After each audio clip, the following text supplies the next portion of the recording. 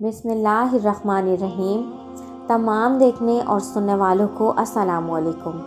محترم ناظرین، اللہ تعالیٰ نے ہزاروں قسم کی مخلوقات کو خلق فرمایا ہے تاکہ انسان اس سے مستفید ہو اور خدا کا شکر گزار ہو۔ اس مادی دنیا کے علاوہ بھی انسان کے لیے اللہ تعالیٰ نے دل بہلانے والی مخلوقات کو خلق فرمایا ہے۔ وہ انسان جس نے اللہ کے حکم کے آگے اپنی تمام خواہشات مستفید کر دی، اس شخص کو وہ مخلوق جنت میں بطور انعام عطا کی جائے گی۔ حور ایک ایسی مخلوق ہے جو آخرت میں بندہ مومن کے لیے تمام مصائبات کا بدلہ بنے گی۔ آسمانی کتابوں میں اس مخلوق کو حور العین کہا جاتا ہے۔ حورا اس عورت کو کہا جاتا ہے کہ جو جوان، حسین و جمیل ہو، سفید رنگت والی اور سیاہ آنکھوں والی ہو۔ قرآن مجید میں کئی مقامات پر ان حوروں کا ذکر ملتا ہے۔ سورہ صفات میں اللہ تعالیٰ نے فرمایا، نعمتوں والی جنت میں جنتی تختوں پر ایک دوسرے کے سامنے بیٹھے ہوں گے، جہاں شراب کے جام ان پر چل رہا ہوگا، جو پینے میں شفاف اور لذیذ ہوگی، جسے پینے سے نہ ہی سر درد ہوگا اور نہ ہی اس کے پینے سے وہ بہکیں گے، اور ان کے پاس نیچی نظروں والی اور بڑی بڑی کالی آنکھوں والی حوریں آئیں گی، ایسی نازک کہ جیسے انڈے کے چھلکے کے نیچے جھلی ہو۔ وہ ایسی صاف اور شفاف ہوں گی کہ ان کو کسی جن اور انس نے ہاتھ نہ لگایا ہوگا۔ ان کی آنکھیں ویسی ہوں گی کہ جیسے چمکتے ہوئے ہیرے اور موتی۔ گویا حور ایسی جنتی مخلوق ہے کہ جسے دنیاوی مثال سے سمجھانا اور جس کی جسمانی بناوٹ اور خصوصیات کو بیان کرنا مشکل ہے، کہ جسے اب تک نہ کسی انسان نے دیکھا نہ چھوا ہے، اور جنت میں یہ مومن کے لیے انعام اور اس کی اچھائیوں کا بدلہ ہوگی۔ آپ صلی اللہ علیہ وآلہ وسلم نے فرمایا کہ حور کی آنکھیں اس موتی کی طرح ہوں گی جو سیپی میں ہو اور اس کو کسی نے ہاتھ سے چھوا نہ ہو۔ اللہ تعالیٰ نے حور العین کو زعفران سے تخلیق کیا ہے، ان کے چہرے کا نور اور ریشم کا لباس دیا ہے، اور ان کے جسم پر حیران کر دینے والے ہوں گے۔ روایات سے پتہ چلتا ہے کہ حور کو پاؤں کی انگلیوں سے ٹخنوں تک زعفران سے بنایا گیا ہے۔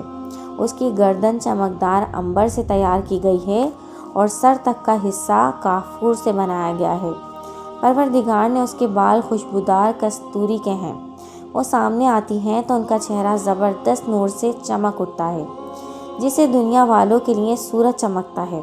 ان کا لباس جلد کی باریکی سے دکھائی دیتا ہے۔ اگر حور اپنی ہتھیلی کو آسمان اور زمین کے درمیان ظاہر کر دے تو تمام مخلوقات اس کے حسن کی دیوانی اور قائل ہو جائے گی، اور اگر وہ اپنا چہرہ ظاہر کر دے تو اس کے حسن سے آسمان اور زمین کے درمیان تمام چیزیں جگمگا اٹھیں گی۔ روایات کے مطابق جنت الفردوس اور جنت العدن کے درمیان میں ایسی حوریں موجود ہیں جو جنت کے گلاب سے پیدا کی گئی ہیں۔ وہ کبھی سوتی نہیں ہیں اور وہ ہر طرح سے پاک ہوں گی۔ حوروں کی بھی کئی اقسام ہیں اور نسلیں ہیں۔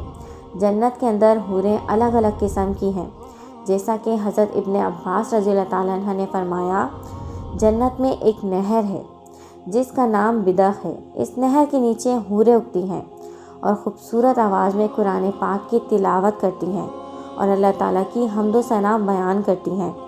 جنت میں جنتی اس نہر کے نیچے پہنچیں گے تو وہ حوریں انہیں دیکھیں گی۔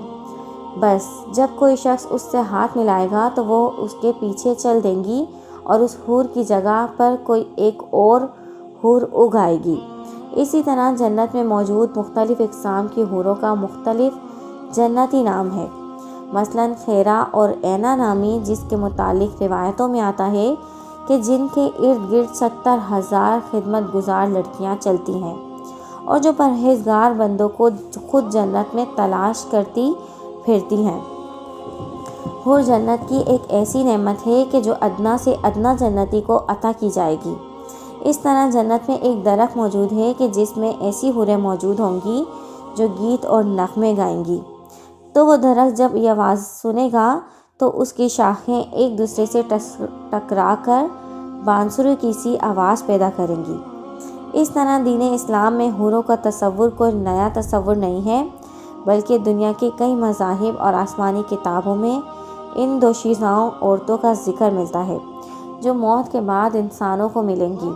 روایات کے مطابق اگر جنتی حور آسمان سے زمین کی طرف جھانک لے تو زمین سے آسمان تک تمام جہان روشن اور منور ہو جائے اور خوشبو سے بھر جائے، اور چاند کی روشنی ختم ہو جائے۔ اگر وہ اپنی ایک جھلک زمانے کے سامنے ظاہر کر دے تو اس کی روشنی کے سامنے آفتاب ایسے ہو جائے کہ جیسے سورج کے سامنے چراغ ہو۔